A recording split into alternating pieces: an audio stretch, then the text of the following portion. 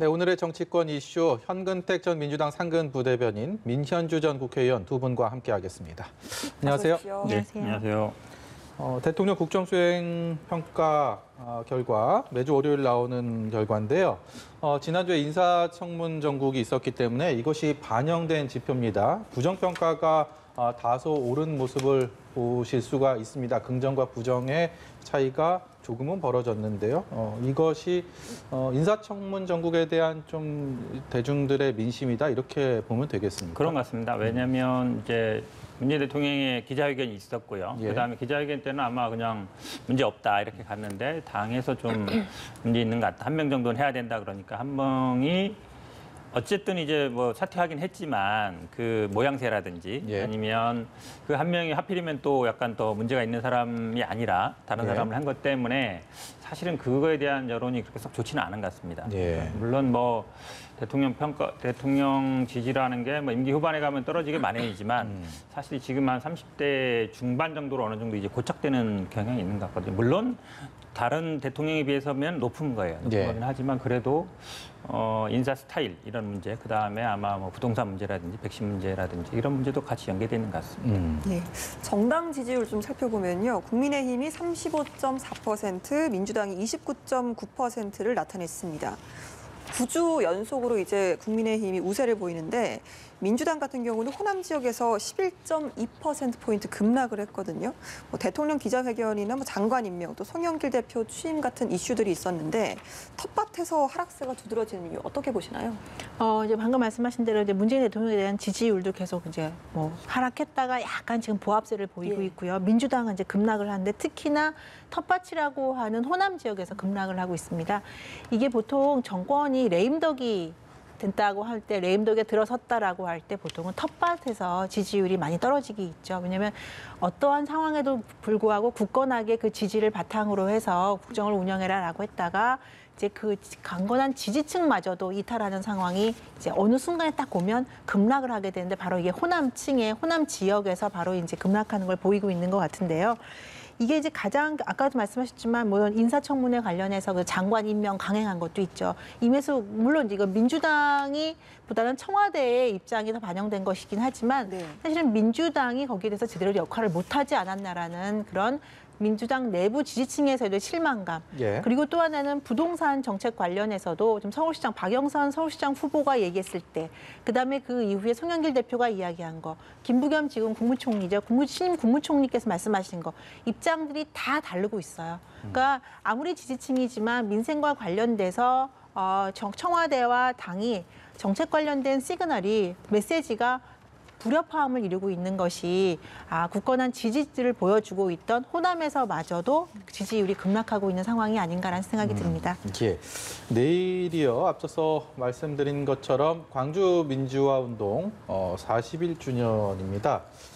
지금 광주는 대권 주자들의 총 집합, 그렇죠. 총 출동을 했다라는 소식들 계속 들어오고 있는데, 뭐 이제 여권 같은 경우는 뭐 빅3라고도 하고 어느 표현을 통해서는 뭐 1강 2중이라고도 합니다만 각 주자들이 광주에 이렇게 모여서 있는 본인들의 메시지를 던지는 것들, 결국 어떤 것들을 좀 누림수라고 할까요? 어떻게 생각을 하고 지금 운집을 하고 있다고 보십니까? 그 호남 인구가 한 500만 정도예요. 그러니까 인구 중에 한 10% 정도죠. 근데 이제 민주당에서 차지하는 비중은 뭐 한 50% 정도 되는 걸로 봅니다. 왜냐하면 그분들 중에 또 이제 서울에 와 계신 분들이 많기 때문에 결국 당원들 중에 많은 수를 차지하고 있고, 그렇다 그러면 아마 호남에서 지지를 얻는 것이 본인이 대선 후보가 되는 가장 빠른 길인 것 같고요. 그동안 또 실제로 그래왔고요. 예. 이낙연 전 대표 같은 경우는 어쨌든 호남에서 국회의원 하시고 지사하시고 총리 하신 거거든요. 그렇다 보니까 전남, 광주에서의 자기 지지율을 회복하는 게 일단 지지율을 회복하는 하나의 방법일 것이고, 당연히 정세균 전 총리 같은 경우에도 전북의 정치생활을 오래 하셨잖아요. 원래 전북이 고향이시고. 그러니까 거기서 약간 지지율을 좀 획득해서 이낙연 총리를 뛰어넘는 게 일단 일차적인 목표가 될 것 같고요. 사실은 이재명 지사 같은 경우에는 호남하고 큰 인연은 없어요. 고향도 아니고 그다음에 뭐 시장이나 이런 것도 한 것도 아니기 때문에 결국은 아마 이재명 지사가 바라는 거는 뭐 전략적인 선택, 결국은 정권 재창출할 수 있는 후보가 내가 아니냐 이걸 같은데요. 근데 지금 이재명 이런 얘기는 좀 그렇지만 사실은 당내에도 보면 그러니까 송영길 대표가 되면서 아까도 얘기 나왔습니다만 송영길 대표가 조금 더 나올 때 뭐라 했냐면 당명 빼고는 다 바꾸겠다 그랬거든요. 예. 그랬는데 사실은 인사청문회 과정도 그렇고 지금 부동산 이 이슈 과정도 그렇고 사실은 굉장히 어찌 보면 그립감을 갖고 이렇게 리더십을 발휘하는 것 같지는 않아요. 제가 보기엔. 그 실망감도 저는 좀 표현되는 것 같은데 근데 이제 이재명 지사 같은 경우에는 이럴 수 있죠. 예를 들어 전남 광주는 이낙연 전 총리, 그다음에 전북은 만약에 정세균 총리 이러면 나도 그럼 뭐 3자 간에 어느 정도 균형을 잡을 수 있지 않을까라고 생각할 것 같고 아마 두 분 전 총리 분은 일단 지지 기반 확보한 다음에 이제 좀 서울 쪽으로 그다음에 뭐 강원도 충청도로 지지를 넓혀가는 아마 그런 생각을 할 것 같습니다. 일단 시발점이 됐다 이렇게 보면 되겠네요. 네네. 예. 예, 윤석열 전 총장도 이제 5.18을 앞두고 입장을 냈습니다.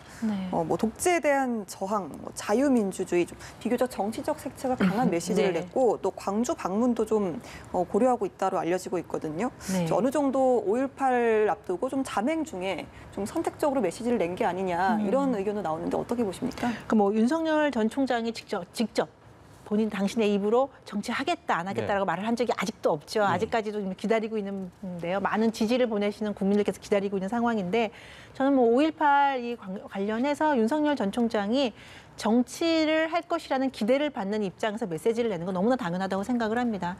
특히나 지금 문재인 정부의 독재에 대해서 독재한다 아니다라는 그 문제들에 대해서 국민들께서도 많이 분노하고 계시고 비판을 보내고 있는 상황에서 윤석열 전 총장 같은 경우는 특히나 민주주의와 독재의 문제에 대해서 강력하게 저항을 하면서 검찰총장직을 던졌기 때문에요.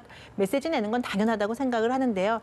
다만 저 개인적으로 아쉬운 부분은 이제 윤 전 총장이 국민들과의 소통하고 국민들께 원하는 메시지를 주는 것은 굉장히 바람직하지만 이 소통이라는 것은 사실은 일방적으로 메시지를 던지는 것이 아니라 쌍방 간에 주고받는 대화 속에서 나와야 되거든요. 근데 윤 총장이 국민들의 메시지를 받는 것은 언론을 통해서만 받고요.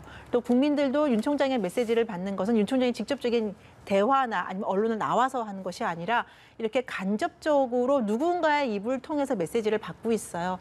이 부분에 대해서 국민들께 좀 더 예의를 갖춰주신다면 직접 본인의 입으로 나와서 아니면 현장 행보를 통해서 이 메시지를 중요한 메시지를 전달하는 것이 윤 전 총장을 지지하는 국민들께도 그리고 윤 총장의 앞으로 행보에도 도움이 되지 않을까라는 생각이 듭니다. 공식적인 선언을 하지 않은 상황에서 이른바 전공법이라고 보기는 좀 네. 어려운 것 같고 다소 좀 이런 표현이 어떨까 싶긴 합니다만 좀 변칙적인 본인의 정치 참여 메시지 이런 것들을 지금 여권에서는 어떤 시선으로 보고 있을까요? 일단 5.18에 메시지를 낸 거는 뭐 정치적인 할세랑 만약에 본인이 내년에 뭐 대선을 생각한다 그러면 안 낼 수 없는 상황이죠. 호남을 생각 안 할 수도 없는 거고 다 지금 어쨌든 관심 갖고 있는데 본인 혼자 뭐 조용히 있다는 거는 안 되는 거고요. 네. 메시지는 아마 정치할 생각이 있다라는 의사를 분명하게 표현한 것 같고요. 지금 말씀처럼 사실은 언론 통해서 간접적으로 한다는 얘기는 이 질문은 안 받는다는 얘기거든요. 네. 원래 기자회견이라든지 이런 걸 하면 질문을 하잖아요. 분명히. 네. 질문할 거예요. 입당할 겁니까? 제3대 있을 겁니까? 그 얘기 예. 안 물어볼 수가 없잖아요. 당연히 모든 국민이 물어보겠죠. 궁금해하죠. 네. 근데 이제 그런 거에 대한 것은 아직 준비가 덜 됐다. 제가 보기에는 확신이 안 섰다. 물론 이제 많은 분들이 제3지를 생각하지만 예. 그럼 계속 거기 있을 겁니까? 이렇게 물어볼 거잖아요. 근데 아마 그런 정도까지는 본인 스스로 기자들 물어봤을 거예요. 근데 아마 그 질문 안 했겠죠. 답변 안 했겠죠. 예. 그런 것 같아서 예. 앞으로는 아마 이렇게 계속 가기는 어려울 것이다. 근데 어쨌든 내년에 나올 생각은 확실히 있다라고 예. 보면 될 것 같습니다. 예, 민현주 의원님 한 가지만 네. 더요. 지난 김종인 전 비대위원장 시절에 국민의힘이 보궐선거 준비하면서 호남에 대한 굉장한 공을 들이지 않았습니까? 네. 그래서 5.18 묘역 참배도 했었고 그리고 오늘 보니까 유승민 전 대표나 원희룡 지사 네. 야권의 잠룡으로 꼽히는 이런 대권 주자들도 호남을 갔고 여기에 현역 의원 둘은 추모제에 공식적으로 또 초청까지 네, 받았습니다. 네. 이게 처음이라고 합니다. 네. 국민의힘 내부에 좀 변화가 있는 것으로 봐도 되겠습니까? 사실은 이 5.18 민주화 운동 관련해서는 국민의힘 내부에서는 이미 정리가 된 거나 마찬가지예요. 그러니까 이미 많은 의원들이나 그 지역구에서 이제 또 여론을 듣고 있지 않습니까? 현역 예. 의원들이.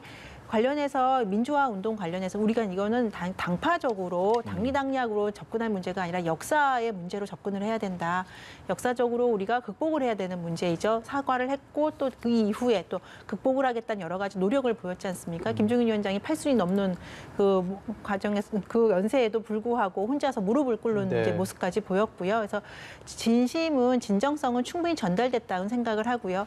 다만 이제 일부 이제 지지층 내지 일부 여론에서 국민들께서 이거에 대해 부정적인 생각을 가지고 계신 거는 저는 그분들도 국민의힘의 진정성과 그리고 이 역사성을 인정하신다면 분명히 인정하실 거라고 생각합니다. 그런다면 이제 말씀하신 대로 그 내부의 분란이 있을 거다라는 거는 더 이상은 이제 주목을 받지 않을 거라고 생각을 하고 다만 오늘 행사에서 조금 아쉬웠던 부분은 앵커께서도 말씀하셨지만 지금 국민의힘 현역 2분이 초청을 받았어요. 네. 이제 물론 그 협회 행사 주최 측에서도 그동안에 유족회에서요? 많은 유족회에서도 많은 우여곡절이 있었지만 이제 대통합이라는 큰 시대 정신을 갖다가 이제 계승하는 입장에서 국민의힘의 그 주도했던 딱 2분이 아니라 두 현역 국회의원이 아니라 국민의힘 전체를 다 행사에 초청하는 그런 좀 대승적인 차원의 모습을 보였더라면 더 좋지 않았을까. 지금 경제가 가장 어렵다고 하지만 또 다른 측면에서 국민 대통합의 문제가 또 심각하지 않습니까? 분열의 문제를 극복하는 것. 그 차원에서 유족회에서 조금 더 한 걸음 더 진전된 모습을 보였더라면 더 좋지 않았을까라는 제 개인적인 생각을 첫 해봅니다. 걸음이 저는 뭐 아마 시작된 조금씩 거니까요. 마음을 열리고 있다고 봅니다. 왜냐하면 두 분 초대한 거는 정운천 의원은 뭐 전주에서 지역구도 하셨고, 그렇죠. 근데 뭐 유가족 간담회도 했지만요. 이성일 의원님 같은 경우에는 그 정무위 간사하면서 유가족이 원한다기보다는 뭐 무슨 법인 전환이라든지 아니면 회원 확대하는 거 그런 거를 하는데 역할을 하셨어요. 예. 그러니까 보여준 거거든요. 예전에 사실은 불과 한 1, 2년 전에 뭐 북한 군 개입 얘기하고 뭐 괴물 집단 얘기하던 사람들이잖아요. 그러니까 조금씩 이게 접점을 좁혀가는 거기 때문에 저는 아마 충분히 예. 국민의힘에 이번에 또 플랜카드도 많이 거셨어요. 지역에 보니까 5.18에 대해서 그런 게 변하는 모습을 보여주는 거거든요. 저는 뭐 그렇게 접근하면 충분히 네. 서로 접점을 좁혀갈 수 있다고 보고 있습니다. 네. 예, 5.18 관련 말씀까지 좀 들어봤고요. 청문 정국이 이제 2라운드로 접어들었습니다. 국민의힘이 이제 법사위원장 자리와 김호수 검찰총장 후보자 인사청문회 연계 카드를 꺼내 들었는데요. 민주당에서는 협상이 불가하다는 입장이고 어느 정도 청문 절차 지연이라든지 원구성 협상이라든지 난항이 좀 예상되거든요. 아시겠지만 법사위원장은 전통적으로 야당이 맡아왔었어요. 제가 19대 비례대표 할 때도 박용선 법사위원장은 제가 이제 그 당시에 경험을 했는데 그 당시에도 법사위원장을 누가 가져가냐고 많은 쟁점이 있었고 논란이 있었습니다. 뭐 기억하시는지 모르겠지만 박용선 전 법사위원장이 막 울면서까지도 그걸 갖다가 끝끝내 가져내려고 쟁취하려고 노력했던 모습들을 저희가 잘 생생하게 기억을 하는데요. 법사위원장이 야당을 하더라도 사실은 지금 민주당 전국에서는 민주당이 하고 싶으면 다 할 수 있어요. 다만 시간이 약간 지연될 뿐이에요. 네.